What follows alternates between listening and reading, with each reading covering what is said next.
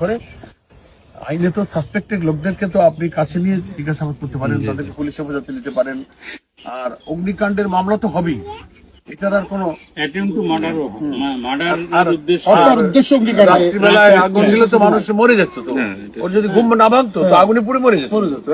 এই জন্য হত্যার উদ্দেশ্যে বাড়িতে আগুন দেওয়া, এজাহারটা সুন্দর করে একটু আপনি তৈরি করে দেবেন। আর ওসি সাহেবকে একটু আমার ফোনে সালাম দিয়ে আমার সাথে কথা বলতে বলবেন। আমি একটু কথা বলবো, কেমন? বলবেন যে স্যার আসছিলেন, মামলা নিতে হবে, আর ওর আব্বা আর ওরা ভাইদেরকে নিয়ে একটু স্পেশালি ওদের মনের কথা শুনবেন যে ওরা কাদেরকে ধারণা করে।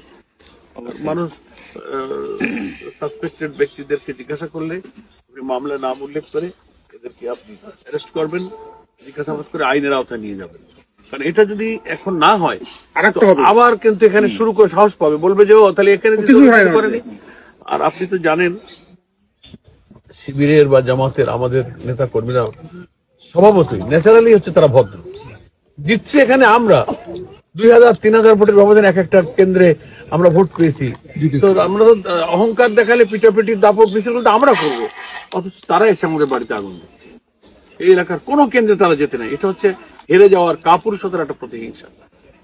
তো যাদের মানুষের ভালোবাসা নেই, সমর্থন নেই, তারা এই চোরাপথ ধরে।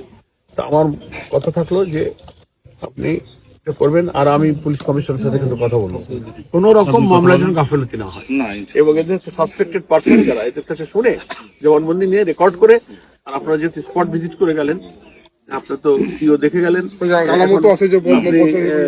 তেলের বোতল, এগুলো নিয়ে আপনার আইও রিপোর্ট এবং এদের জবানবন্দি নিয়ে মামলাটা একটু ভালো করে দেবেন।